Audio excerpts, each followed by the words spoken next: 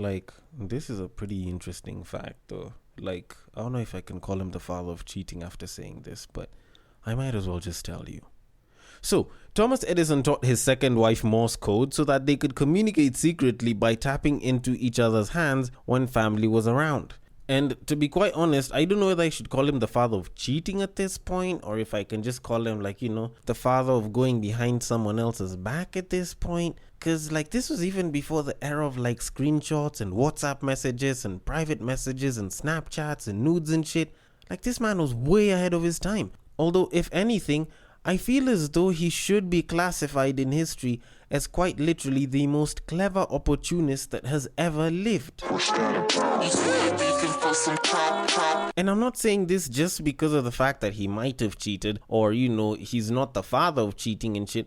Like, this man is just very, very good at taking things that people discovered and reworking them such that he ends up being like at the top of the food chain when it comes to shit like this. Because it's not like he discovered Morse code. Like, that was discovered by somebody else. I'm sure he's not the person that invented cheating, but he ended up taking both those things and he pretty much taught himself what it is that African parents would start learning to do so that they can make sure they have their conversations in the open while the kids aren't listening to shit. Like, this is fairly revolutionary stuff. But then again, it's not like that's the last thing that he did. He's most famously known with the invention of the light bulb, but in reality, he didn't even invent it. Like, it seems a bit weird, right? And I kid you not, he's not the person who invented the light bulb. Just don't get me wrong. He is behind it, but he's not the one who invented it. He just happened to be the businessman that owned the company that invented it. And in a sense, it kind of did put him at the top of the food chain in that shit. And when you think about it, being enough of an opportunist that you get to the point where history knows your name for it, even though you didn't really take part in the process, like, that's special. Like, that's a special level on its own. Although, I'm not going to lie, he was a pretty interesting guy and he did have very solid ideas. And, he probably stole a few and, turned them into something fairly amazing with his thinking. Because when you actually think about it, he might have not been the first person to invent the light bulb per se, but he was the first person to do porn. Yeah, I'm not lying to you. He was the first person to do porn. Okay, not exactly doing porn, but he did sort of create the first porn movie. And it was roughly, I think, about 18 seconds or so, made the news and everything. Although, then again, after doing a bit of research just before I started recording, he wasn't the first person to do porn. It was actually his assistant who directed it. So in a sense, he also didn't invent that as well. But hell, we can call him the father of pornography either way, just the same way they have called him the father of the light bulb. But anyways, much as I may not know that much about Thomas Edison or his inventions, what I do know is that we have a podcast to do. And we should probably start this, so in typical fashion, welcome to Breaktime on Westside, your number one Breaktime podcast, coming to you from Nairobi, Kenya. The man on the mic is a man who is neither a father nor a participant of pornography. He's a man who still believes in running your mouth as a form of cardio. It is none other than your tall, dark, and mildly handsome man, Sir Denver B. The show is Tweetstreet, the show where we take a deep dive into Twitter, pull up a couple of tweets, and break them down a little bit. Now, as usual, if there are tweets that you would like me to discuss, if there are tweets that you are making that you would like me to discuss, the drill is pretty simple. Usually you send them to me, and I have a very simple drill for that, and it goes like this.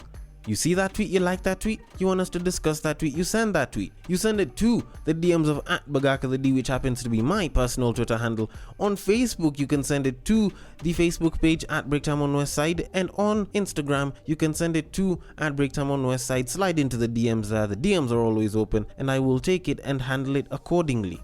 Now, before I get into anything, I do just want to say for the record that if you feel as though my voice sounds a little bit different, it's not that I've changed mics or anything. I have been having a cold this week, started, beginning of the end of last weekend. And if you listen to Battle of the Sexes and you felt that same way, that's pretty much the reason why. Just figured I should bring that out there. I will be well soon enough, and then, you'll get back to listening to my voice and whatever greatness it carries. Not unless if you are a fan of the sound of me with a cold, then I don't know how to help you, because, well, it's not like I'm always trying to get a cold. Then also, we have about 2 weeks before I go on break again, when, the whole 12 episode cycle ends. And if you've listened to Break Time on Westside long enough, then you know that whenever I'm on holiday, I like to have a short series that I can have running for the 4 weeks when I'm on break. Now, for those of you all that don't know the series that's been running before, it is called Fan of a Fan, and I am still continuing with Fan of a Fan, and I am open to knowing whichever guests you'd want me to have on. If there's some from the previous episodes that you'd want me to bring back, if there's certain topics that you'd want me to rehash, if there's certain questions that you'd want me to answer, I am open and ready to take each and every one of them. I just figured I should say that. I should have probably added it last week. I think I just forgot on both occasions. But yeah, that's what I wanted to say, and we should probably move it on. And before we get into anything too serious, I want us to talk about the Tokyo Olympics for a second. And no, I'm not having any trans problems right now or talking about the sports in general. So please, if you had caught a feeling in Battle of the Sexes, then you can just chill. I'm not going to say anything concerning that. What I am going to say is about something that the New York Post had actually published and I happened to find on Twitter.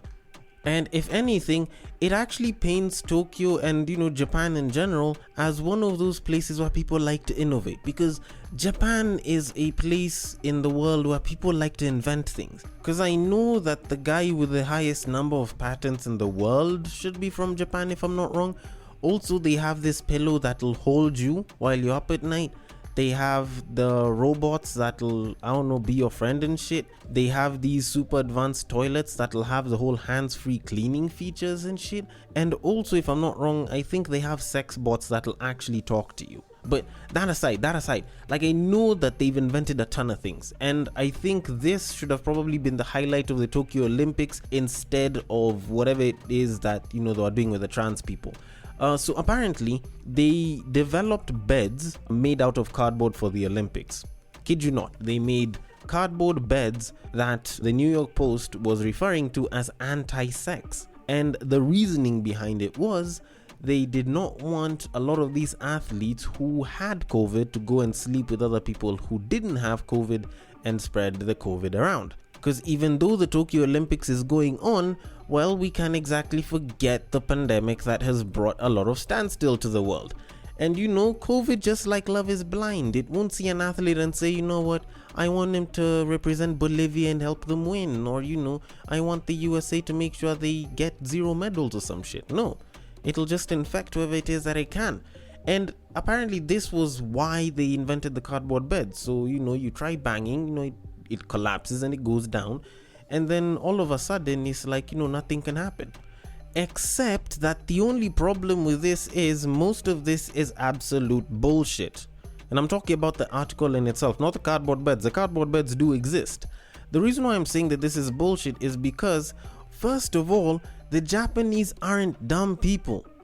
Like, they're inventors and they have their challenges and everything, but they're not dumb people, to say the least. And because I know they're not dumb people, I'm sure that they'd have actually thought this through, and they would have known for a fact that cardboard beds would not have stopped people from actually having sex. Because let's be very honest, you don't need a bed to have sex. You can do it standing, you can do it in the shower. Hell, you can lay your yoga mat on the floor and do it there very comfortably. So for them to make cardboard boxes in the name of bed so that people don't do it, I think that's a little bit dumb. It's almost like having a Russian man saying that he can't differentiate between gin and vodka. Or like having a Maasai man packing up for you chicken and calling it beef. Like, they know their shit. And they most definitely wouldn't be making such errors. Then second of all, I also did do a bit of research into this whole anti-sex cardboard thing. And yes, there is the whole anti-sex thing, considering that they've gotten less condoms this time than previously. But even then, there's the whole idea that these guys were being supplied with the condoms so that they can take them back to their home countries and, spread the whole awareness of safe sex. But, let's be honest, that's absolute bullshit as well. Then also, that cardboard bed that I was just talking about, an Irish gymnast actually went and tested it out and actually recorded a video of himself jumping around the thing. That thing did not break. Hell, that shit was sturdy as hell. It did not collapse at all. So if anything, the New York Post just hoodwinked us. So if you are in Tokyo and you do feel like having sex but you've seen the cardboard beds and you're scared, don't worry. Go and bang around in them and then give us a report. But anyways, that being said, we should probably move it on. So on to our first tweet. Only women, children and dogs are loved unconditionally. A man is loved only on the condition that he provides something. Now, this particular tweet was made by a man who was once a rapper, and at some point, as he was a celebrity and he sort of fell off, he decided to become some sort of a relationship and sex therapist that just so happens to know how to talk to the guys and say things that guys should probably hear. That man was once a player, could have been considered a player once, but he is none other than The Game. Now, I have discussed The Game before, and I have discussed how, empty some of the shit he says is, and how some things that he does say actually do carry a little bit of sense, if anything. And when I saw this post, not just on Twitter, but also on his IG stories, I sort of thought to myself, this man must really love plagiarism with the way he's playing around with this shit. Now, the interesting thing is he actually did end up pulling the tweet down because I think he was called out for his plagiarism, because he's not the original person who said this. The person who originally said this was Chris Rock during a stand-up. And it is true, and it is something that I have used on this podcast way back. And maybe if I have the time during editing, I'll just throw it in somewhere here. But the thing now with all of this is it is entirely true. And I think because he knows how true it is, that's why he wanted to kind of shout it on top of the mountains and everything. Because yes, I get it. People will be like, oh, it's not like women don't have value or they don't have to contribute something to be valued. And yes, I totally get that. But for you to understand the true meaning of this, I think you kind of have to think about it like this. If, God forbid, my parents were to pass away and me and my brother are supposed to go and live somewhere else and say, we go to my uncles or we go to our cousins or something, we'd probably be taken in and we'd be told, you know what, you can come in and you can stay up until you can get up on your feet. Now, if me and my brother were female and we went through that entire process again, and we're at our uncle's or an aunt's or a cousin's place or something, then we would be told, you know what, you're welcome, you can stay as long as you like. And the difference is, as a guy, the minute you are considered to be a man, you're required to be producing some level of value that should create for you some level of income that can help you sustain yourself. And because of that, you are very commonly expected to have gone and started out your own life and started building your own shit. Whether you start from the bottom, whether you start from the top, ideally that's not a part of anyone's reasoning. Society just believes in that form of culture very strongly.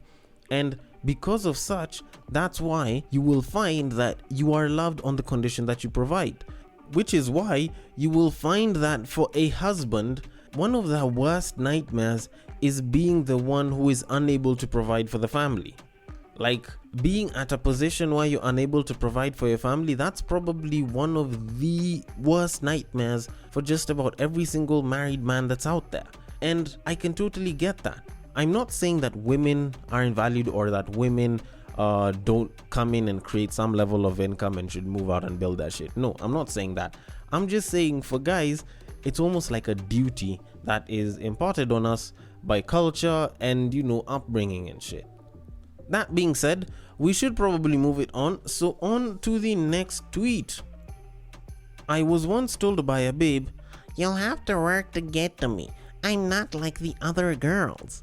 And that was the end of the conversation.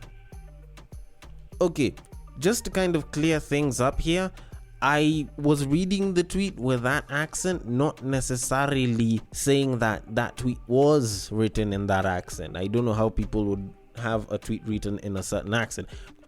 I was just saying that because it was a quoted statement on the tweet.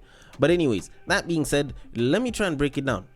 First of all, I do hear this statement coming out quite a bit with a lot of babes, and it's said to a lot of guys, and I feel like there's a certain element of bullshit in this, but I can feel like there's some truth there, or there could be some truth there. Although, here's the thing. when somebody's saying that you'll have to work to get to me, I don't know. Like, does that mean that now I have to put in the work just so that I can be worth her or enough for her? Like, it seems a bit odd for me to actually think of that. Yes, I know there's guys that'll do that from time to time, and sometimes we'll call them simps, sometimes we'll call them successful simps, and other times we might not really have a name for them. But I feel as though if you are working towards something, then it should be towards bettering yourself, and bettering yourself doesn't necessarily make you worth somebody else. If anything, you're probably both worth the same up until you guys put some value to each other, or at least put some value to yourselves.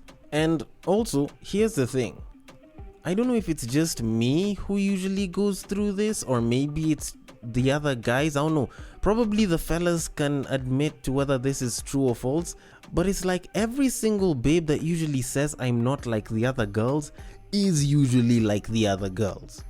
Like, it's a very interesting thing. Like, there's actually a certain name for it where you feel like you are special and you are like the chosen one or some shit.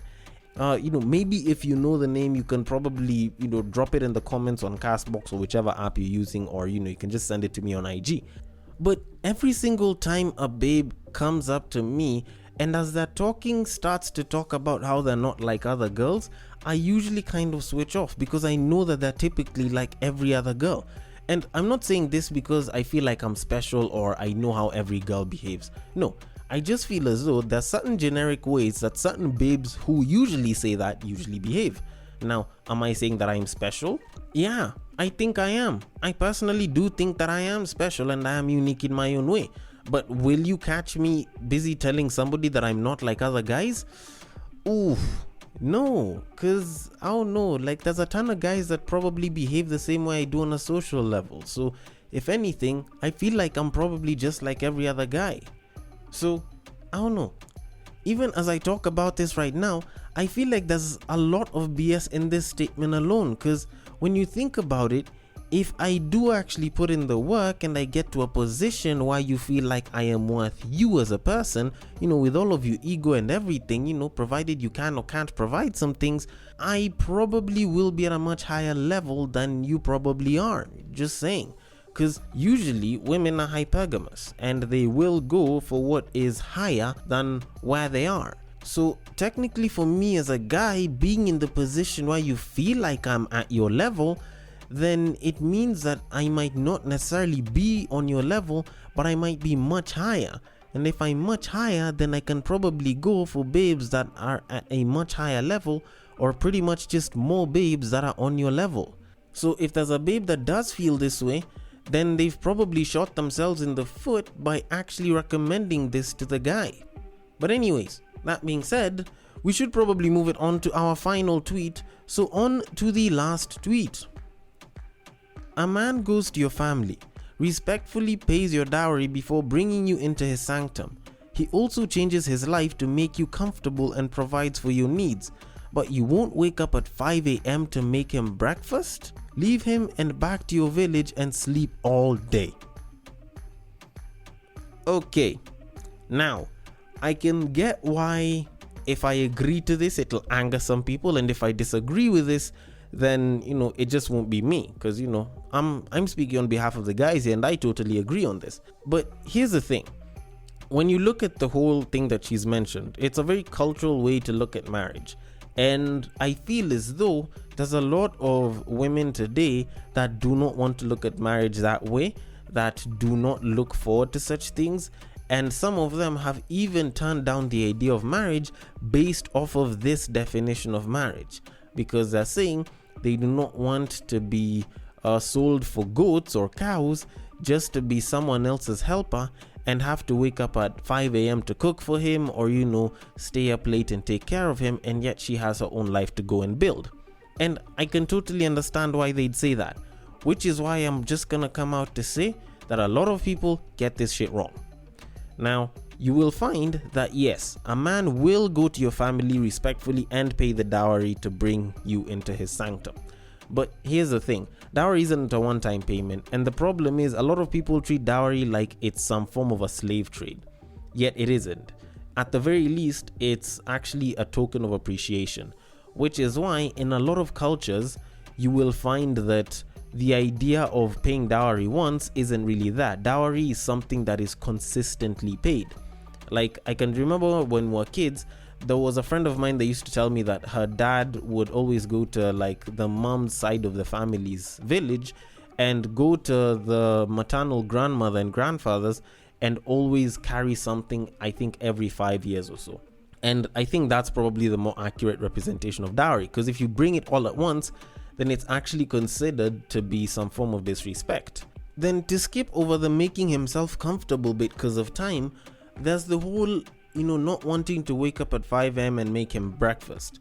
Now, usually whenever babes talk about this entire process and add the breakfast part, they usually say that and then they add, all this for a man that'll end up cheating on you. And for some reason, I usually hear that and I'm like, well, yes, there's that, but do you really think that all of us guys are gonna cheat? And yes, there's a lot of guys that will cheat, there's a lot of guys that do cheat, but unlike what some of y'all might actually think about all of this, guys actually do end up cheating for these same exact reasons. Like, there's guys that'll cheat because their wife wasn't the one that woke up to make breakfast for him at 5 a.m. when he was leaving the house. It was the house help. The wife wasn't the one that would receive him whenever he came home at 11 or midnight. It was the house help. The wife wasn't the one that was checking up on him and making sure that his day is going well and it's efficient. It's the secretary. The wife wasn't the one that was asking him how his day wasn't trying to treat him like a king and shit. It was a side piece that he'd see right after he came from work in the apartment that he's probably paying for, where she probably stays. So if anything, you choosing not to do this is probably what could be making him cheat. And just like a man once said on a podcast somewhere on YouTube, the modern woman wants a traditional man but does not want to be a traditional woman.